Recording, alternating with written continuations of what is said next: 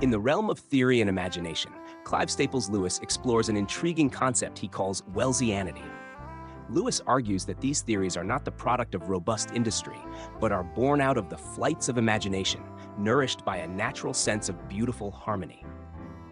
In his lecture, he challenges us to reflect on how we approach data and information, and how the freedom of imagination can shape our reality.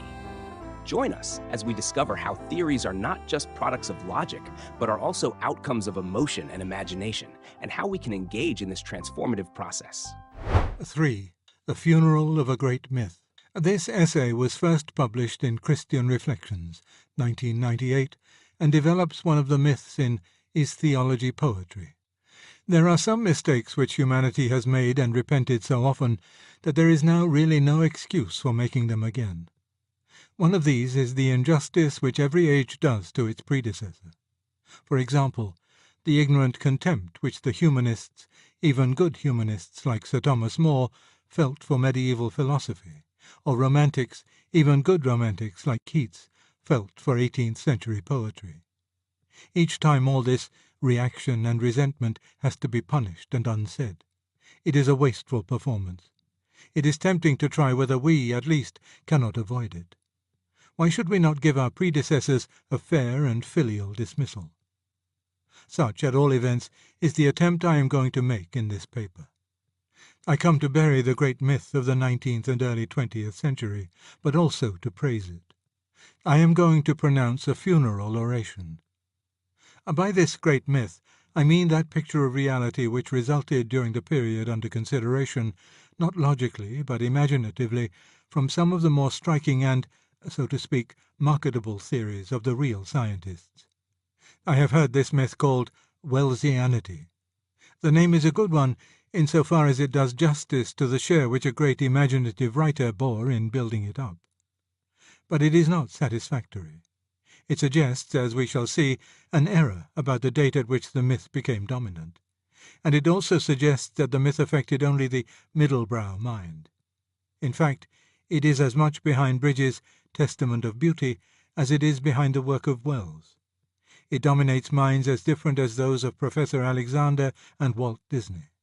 It is implicit in nearly every modern article on politics, sociology, and ethics. I call it a myth because it is, as I have said, the imaginative and not the logical result of what is vaguely called modern science. Strictly speaking, there is, I confess, no such thing as modern science. There are only particular sciences, all in a state of rapid change and sometimes inconsistent with one another. What the myth uses is a selection from the scientific theories, a selection made at first and modified afterwards in obedience to imaginative and emotional needs. It is the work of the folk imagination, moved by its natural appetite for an impressive unity. It therefore treats its data with great freedom, selecting, slurring, expurgating, and adding at will. The central idea of the myth is what its believers would call evolution, or development, or emergence, just as the central idea in the myth of Adonis is death and rebirth. I do not mean that the doctrine of evolution, as held by practicing biologists, is a myth. It may be shown by later biologists to be a less satisfactory hypothesis than was hoped 50 years ago, but that does not amount to being a myth. It is a genuine scientific hypothesis. But we must sharply distinguish between evolution as a biological theorem and popular evolutionism or developmentalism, which is certainly a myth. Before proceeding to describe it and, which is my chief business, to pronounce its eulogy, I had better make clear its mythical character. We have, first of all, the evidence of chronology. If popular evolutionism were, as it imagines itself to be, not a myth, but the intellectually legitimate result of the scientific theorem on the public mind, it would arise after that theorem had become widely known. We should have the theorem known first of all to a few, then adopted by all the scientists, then spreading to all men of general education, then beginning to affect poetry and the arts, and so finally percolating to the mass of the people. In fact, however, we find something quite different. The clearest and finest poetical expressions of the myth come before The Origin of Species was published, 1859, and long before it had established itself as scientific orthodoxy. There had, to be sure, been hints and germs of the theory in scientific circles before 1859. But if the mythopoeic poets were at all infected by those germs, they must have been very up-to-date indeed, very predisposed to catch the infection. Almost before the scientists spoke, certainly before they spoke clearly, imagination was ripe for it. The finest expression of the myth in English does not come from Bridges, nor from Shaw, nor from Wells, nor from Olaf Stapledon. It is this: as heaven and earth are fairer, fairer far than chaos and blank darkness, though once chiefs, and as we show beyond that heaven and earth, in form and shape compact and beautiful, in will, in action free, companionship, and thousand other signs of purer life, so on our heels a fresh perfection treads, a power more strong in beauty born of us, and fated to excel us, as we pass in glory that old darkness. Thus Oceanus in Keats's Hyperion, nearly 40 years before the origin of species. And on the continent we have the Nibelung's Ring. Coming, as I do, to bury but also to praise the receding age, I will by no means join in the modern depreciation of Wagner. He may, for all I know, have been a bad man. He may, though I shall never believe it, have been a bad musician. But as a mythopoeic poet he is incomparable. The tragedy of the evolutionary myth has never been more nobly expressed than in his Wotan. Its heady raptures never more irresistibly than in Siegfried. That he himself knew quite well what he was writing about can be seen from his letter to August Rockel in 1854. The progress of the whole drama shows the necessity of recognizing and submitting to the change, the diversity, the multiplicity, the eternal novelty of the real. Wotan rises to the tragic height of willing his own downfall. This is all we have to learn from the history of man, to will the necessary and ourselves to bring it to pass. If Shaw's Back to Methuselah were really, as he supposed, the work of a prophet or a pioneer ushering in the reign of a new myth, its predominantly comic tone and its generally low emotional temperature would be inexplicable. It is admirable fun, but not thus are new epochs brought to birth. The ease with which he plays with the myth shows that the myth is fully digested and already senile. Shaw is the Lucian or the Snorri of this mythology. To find its Aeschylus or its Elder Edda, you must go back to Keats and Wagner. That, then, is the first proof that popular evolution is a myth. In making it, imagination runs ahead of scientific evidence. The prophetic soul of the big world was already pregnant with the myth. If science had not met the imaginative need, science would not have been so popular. But probably every age gets, within certain limits, the science it desires. In the second place, we have internal evidence. Popular evolutionism, or developmentalism, differs in content from the evolution of the real biologists. To the biologist, evolution is a hypothesis. It covers more of the facts than any other hypothesis at present on the market, and is therefore to be accepted unless or until some new supposal can be shown to cover still more facts with even fewer assumptions. At least, that is what I think most biologists would say. Professor D.M.S. Watson, it is true, would not go so far. According to him, evolution is accepted by zoologists not because it has been observed to occur or can be proved by logically coherent evidence to be true, but because the only alternative, special creation, is clearly incredible. This would mean that the sole ground for believing it is not empirical, but metaphysical, the dogma of an amateur metaphysician who finds special creation incredible. But I do not think it has really come to that.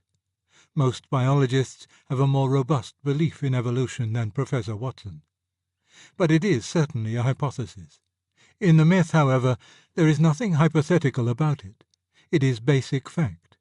Or, to speak more strictly, such distinctions do not exist on the mythical level at all. There are more important differences to follow.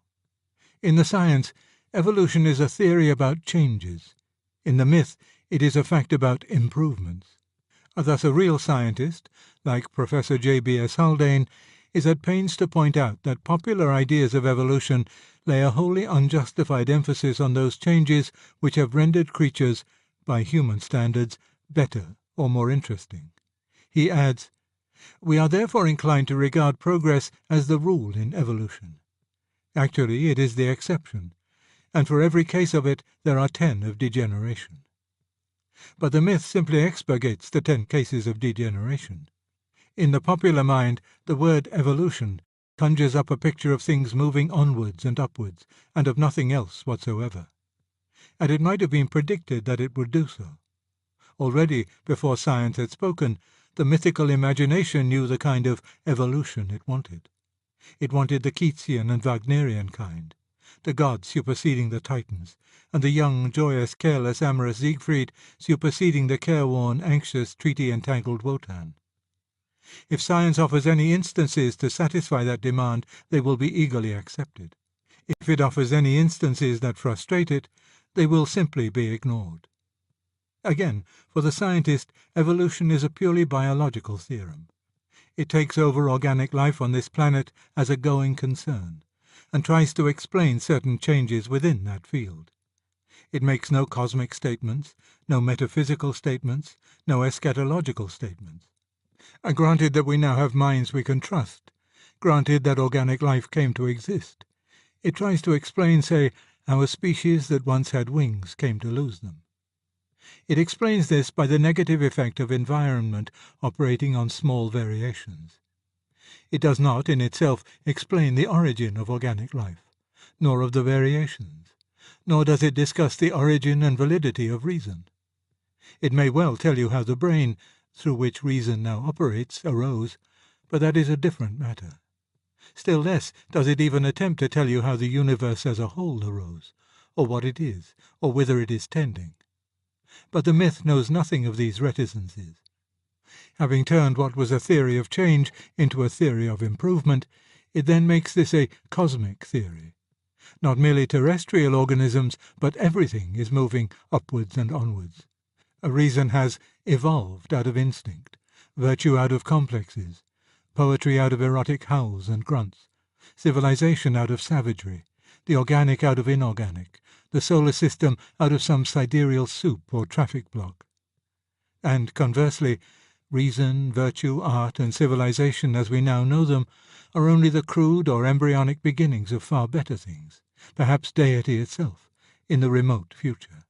For in the myth, evolution, as the myth understands it, is the formula of all existence.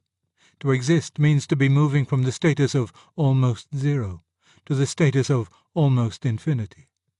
To those brought up on the myth, nothing seems more normal, more natural, more plausible than that chaos should turn into order, death into life, ignorance into knowledge.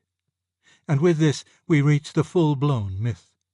It is one of the most moving and satisfying world dramas which have ever been imagined.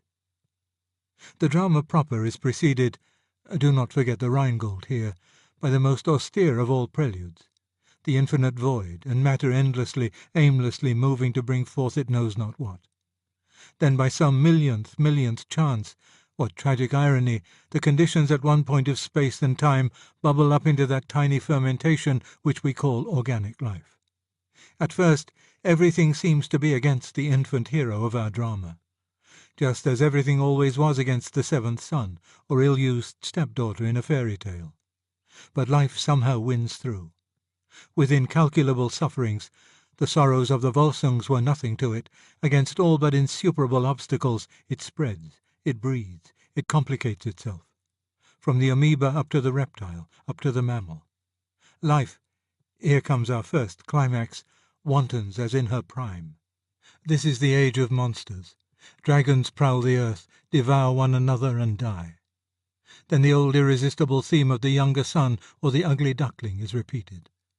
As the weak, tiny spark of life herself began amidst the beasts that are far larger and stronger than he, there comes forth a little, naked, shivering, cowering biped, shuffling, not yet fully erect, promising nothing, the product of another millionth chance.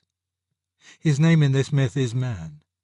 Elsewhere he has been the young Beowulf, whom men at first thought a dastard, or the stripling David armed only with a sling against mail-clad Goliath, or Jack the Giant Killer himself, or even Hop o' My Thumb. He thrives. He begins killing his giants. He becomes the caveman with his flints and his club, muttering and growling over his enemy's bones, almost a brute, yet somehow able to invent art, pottery, language, weapons, cookery, and nearly everything else.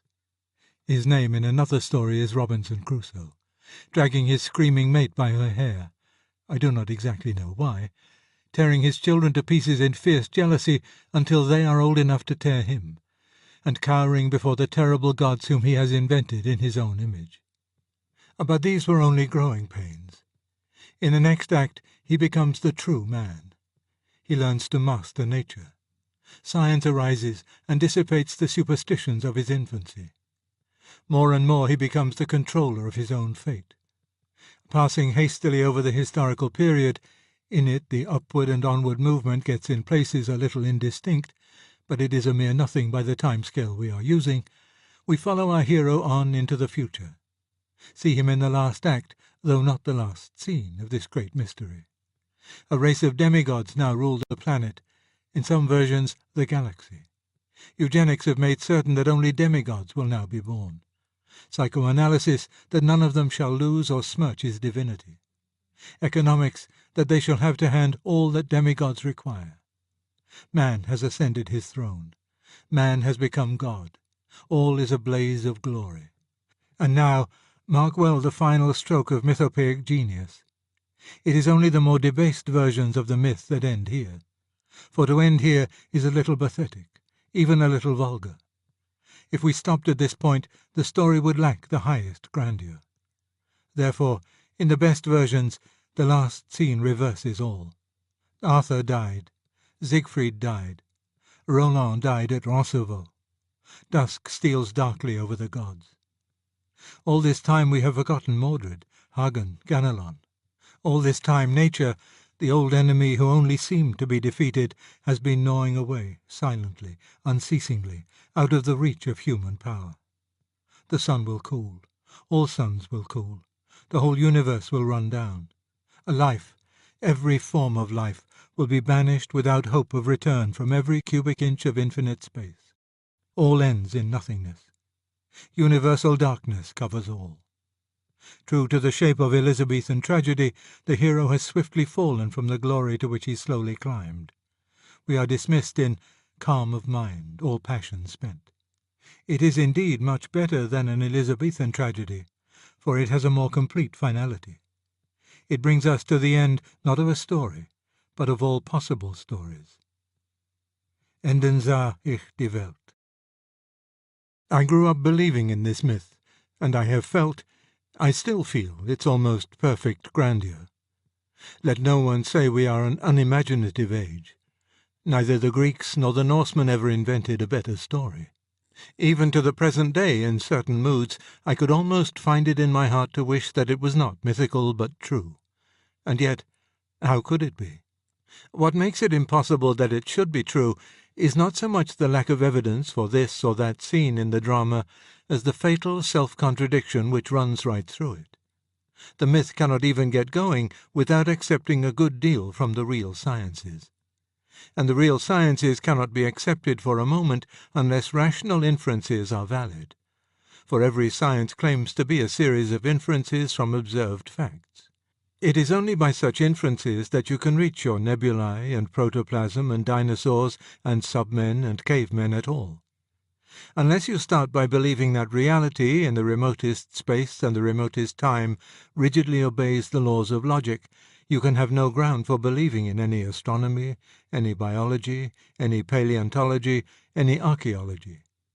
To reach the positions held by the real scientists, which are then taken over by the myth, you must, in fact, treat reason as an absolute.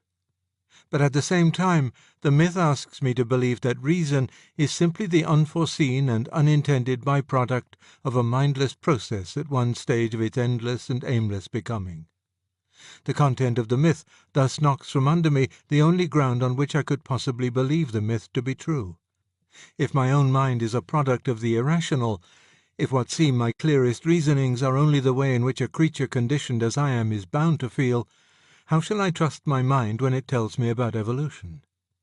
They say, in effect, I will prove that what you call a proof is only the result of mental habits, which result from heredity, which results from biochemistry, which results from physics. But this is the same as saying, I will prove that proofs are irrational. More succinctly, I will prove that there are no proofs. The fact that some people of scientific education cannot by any effort be taught to see the difficulty confirms one's suspicion that here we touch a radical disease in their whole style of thought. But the man who does see it is compelled to reject as mythical the cosmology in which most of us were brought up. That it has embedded in it many true particulars I do not doubt, but in its entirety it simply will not do. Whatever the real universe may turn out to be like, it can't be like that.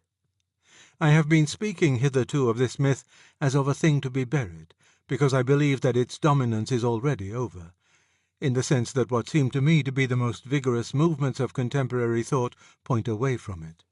Physics, a discipline less easily mythological, is replacing biology as the science par excellence in the mind of the plain man.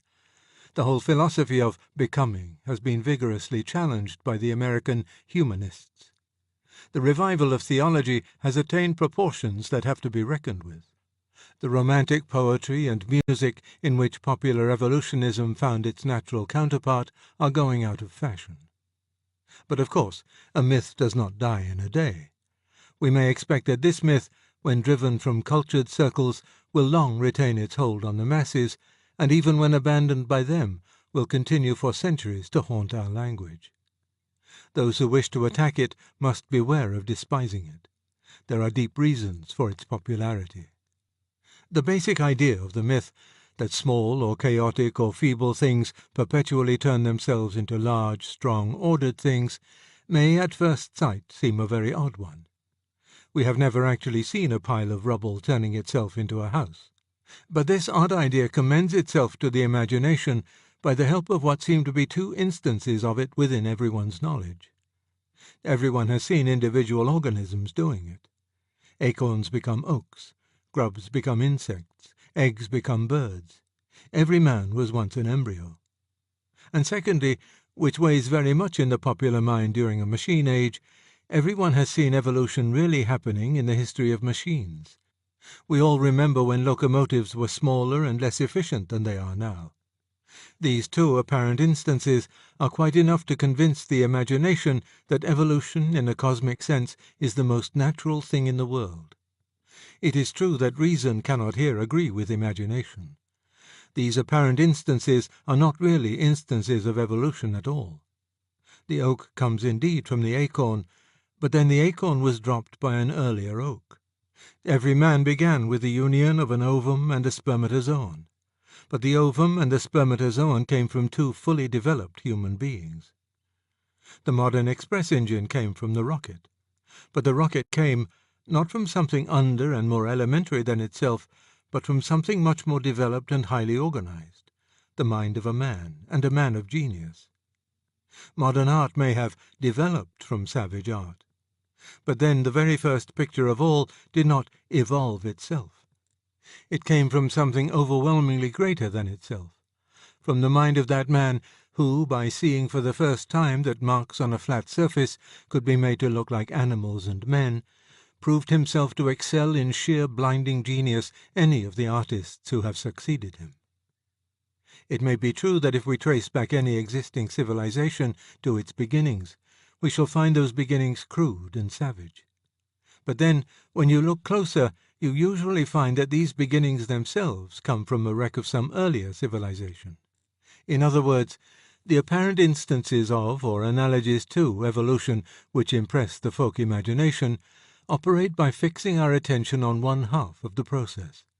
What we actually see all round us is a double process, the perfect dropping an imperfect seed, which in its turn develops to perfection.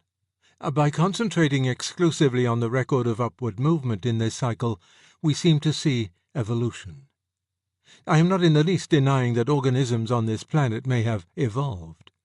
But if we are to be guided by the analogy of nature as we now know her, it would be reasonable to suppose that this evolutionary process was the second half of a long pattern, that the crude beginnings of life on this planet have themselves been dropped there by a full and perfect life. The analogy may be mistaken. Perhaps nature was once different. Perhaps the universe as a whole is quite different from those parts of it which fall under our observation. But if that is so, if there was once a dead universe which somehow made itself alive, if there was absolutely original savagery which raised itself by its own shoulder-strap into civilization, then we ought to recognize that things of this sort happen no longer, that the world we are being asked to believe in is radically unlike the world we experience. In other words, all the immediate plausibility of the myth has vanished. But it has vanished only because we have been thinking it will remain plausible to the imagination, and it is imagination which makes the myth. It takes over from rational thought only what it finds convenient. Another source of strength in the myth is what the psychologists would call its ambivalence. It gratifies equally two opposite tendencies of the mind, the tendency to denigration and the tendency to flattery. In the myth, everything is becoming everything else. In fact, everything is everything else at an earlier or later stage of development, the later stages being always the better. This means that if you are feeling like Mencken, you can debunk all the respectable things by pointing out that they are merely elaborations of the disreputable things. Love is merely an elaboration of lust, virtue merely an elaboration of instinct, and so forth. On the one hand, it also means that if you are feeling what the people call idealistic, you can regard all the nasty things in yourself or your party or your nation as being merely the undeveloped forms of all the nice things. Vice is only undeveloped virtue, egotism only undeveloped altruism. A little more education will set everything right. The myth also soothes the old wounds of our childhood. Without going as far as Freud, we may yet well admit that every man has an old grudge against his father and his first teacher. The process of being brought up, however well it is done, cannot fail to offend. How pleasing, therefore, to abandon the old idea of descent from our concoctors in favour of the new idea of evolution or emergence, to feel that we have risen from them as a flower from the earth, that we transcend them as Keats's gods transcended the Titans.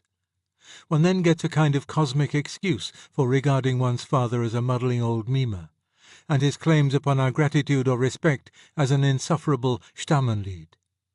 Out of the way, old fool. It is we who know how to forge Nothung. The myth also pleases those who want to sell things to us. In the old days, a man had a family carriage built for him when he got married and expected it to last all his life. Such a frame of mind would hardly suit modern manufacturers, but popular evolutionism suits them exactly. Nothing ought to last. They want you to have a new car, a new radio set, a new everything every year. The new model must always be superseding the old. Madame would like the latest fashion. For this is evolution, this is development, this is the way the universe itself is going. And sales resistance is the sin against the Holy Ghost, the élan vital. Finally, modern politics would be impossible without the myth. It arose in the revolutionary period. But for the political ideals of that period, it would never have been accepted. That explains why the myth concentrates on Haldane's one case of biological progress and ignores his 10 cases of degeneration. If the cases of degeneration were kept in mind, it would be impossible not to see that any given change in society is at least as likely to destroy the liberties and amenities we already have as to add new ones, that the danger of slipping back is at least as great as the chance of getting on, that a prudent society must spend at least as much energy on conserving what it has as on improvement. A clear knowledge of these truisms would be fatal both to the political left and to the political right of modern times. The myth obscures that knowledge. Great parties have a vested interest in maintaining the myth. We must therefore expect that it will survive in the popular press, including the ostensibly comic press, long after it has been expelled from educated circles. In Russia, where it has been built into the state religion, it may survive for centuries. For it has great allies. Its friends are propaganda, party cries, and bilge, and man's incorrigible mind. But that is not the note on which I would wish to end. The myth has all these discreditable allies, but we should be far astray if we thought it had no others. As I have tried to show, it has better allies too. It appeals to the same innocent and permanent needs in us which welcome Jack the Giant Killer. It gives us almost everything the imagination craves: irony, heroism, vastness, unity and multiplicity, and a tragic close. It appeals to every part of me except my reason. That is why those of us who feel that the myth is already dead for us must not make the mistake of trying to debunk it in the wrong way. We must not fancy that we are securing the modern world from something grim and dry, something that starves the soul. The contrary is the truth. It is our painful duty to wake the world from an enchantment. The real universe is probably in many respects less poetical, certainly less tidy and unified than they had supposed. Man's role in it is less heroic. The danger that really hangs over him is perhaps entirely lacking in true tragic dignity. It is only in the last resort, and after all lesser poetries have been renounced and imagination sternly subjected to intellect, that we shall be able to offer them any compensation for what we intend to take away from them. That is why, in the meantime, we must treat the myth with respect. It was all, on a certain level, nonsense. But a man would be a dull dog if he could not feel the thrill and charm of it. For my own part, though I believe it no longer, I shall always enjoy it, as I enjoy other myths. I shall keep my caveman where I keep Balder and Helen and the Argonauts, and there often revisit him.